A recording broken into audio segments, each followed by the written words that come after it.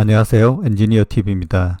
오늘 주제는 전고체 B샘플 경쟁이 시작되었다입니다. 현재 다수의 전고체 기업들이 B샘플을 생산하기 시작했고 고객에게까지 전달해 평가를 받고 있습니다.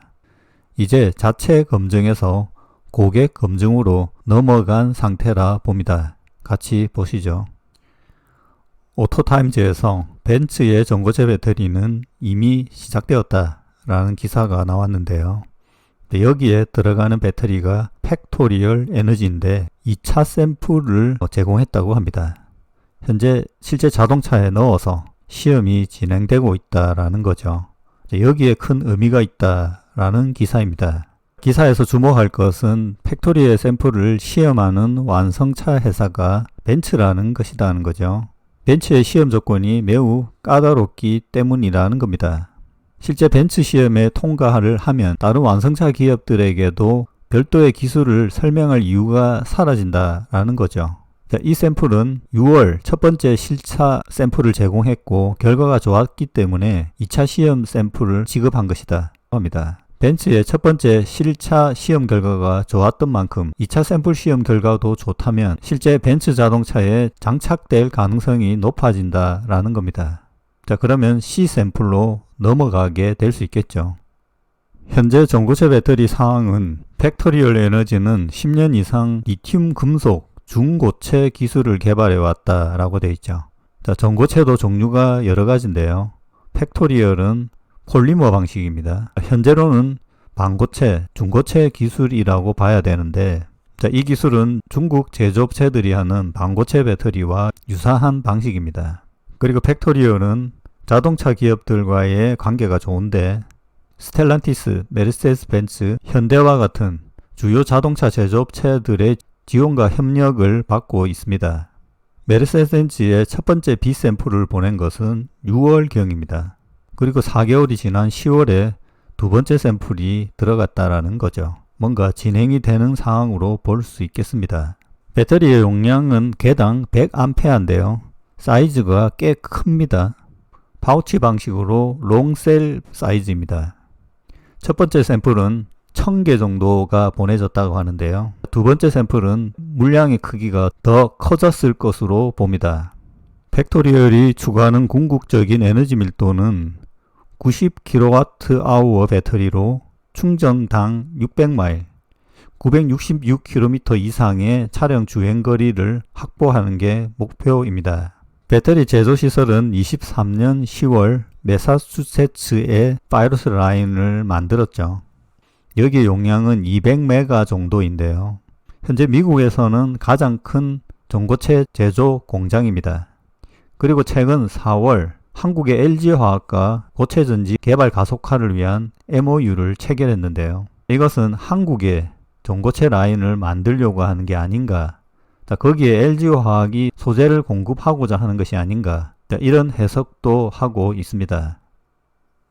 현재까지로 전고체로 보면 가장 진도가 빠른 기업은 삼성 SDI죠. 여기에도 전고체 배터리 B샘플 개발을 완료했고 일부 고객에게 전달하였다라는 기사가 공개된 적이 있는데요. 최근에도 공식적인 세미나 등에서는 프리미엄 슈퍼카에 적용될 것이다, 다소 대중적인 차는 아닐 것이다 라는 것을 계속 이야기하고 있습니다. 삼성 SDI도 현재 진행하고 있는 것이 슈퍼카의 실착에서 배터리의 성능이 검증되고 있다 라고 볼 수 있겠습니다. 그리고 미 배터리 스타트업인 컴턴스케이프, 전고체에서 가장 유명한 기업이죠. 여기에서도 갑자기 전고체 B샘플 생산을 시작했다라고 알렸습니다. 여기는 아직 완성차 기업에게 공급되지는 않았는데요. 가장 유력한 곳이 폭스바겐이죠.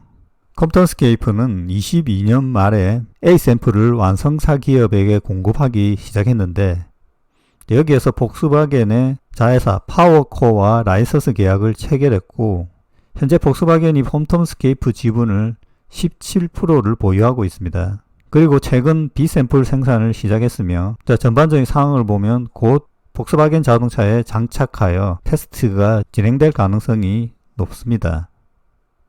팩토리얼에게 벤츠 다음으로는 스텔란티스 그룹입니다. 스텔란티스는 21년에 $7,500만 투자했는데요.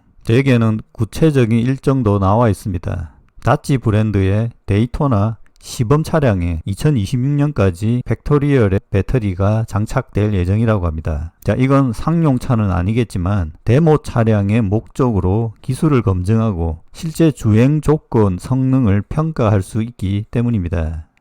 팩토리얼의 기술은 음극으로는 리튬 메탈 에노드를 사용합니다. 자, 이 부분은 음극에서의 아주 큰 개선이라고 볼 수 있습니다.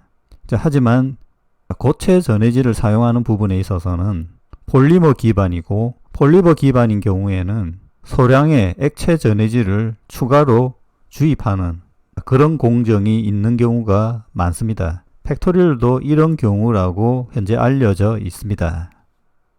팩토리얼 홈페이지에 이 패스트라는 것이 팩토리얼의 전해질 기술인데요. 여기에서도 쿼시 솔리드라고 되어 있는데 중고체 전해질 기술이다, 이렇게 볼 수 있겠습니다. 그리고 여기에도 4세대 기술도 표시되어 있는데요. 설파이드계, 황화물계 전고체 기술이다. 중고체와 전고체를 구분했으며 배터리 사이즈도 꽤 차이가 나죠. 최근에 이제 배터리를 크게 만드는 것이 경향인데, 일단 전고체 상태에서 크게 만드는 것은 쉽지 않은 걸로 보이고요. 중고체에서는 기존 배터리 사이즈 정도 만들 수 있다. 그러니까 실제 자동차에 장착할 수 있는 수준이다 라고 보여집니다. 그리고 여기 보면 드라이 코팅 프로세스라는 것도 들어있죠. 자, 건식 전극 기술이 전고체로 이어지기 쉬운 기술이다.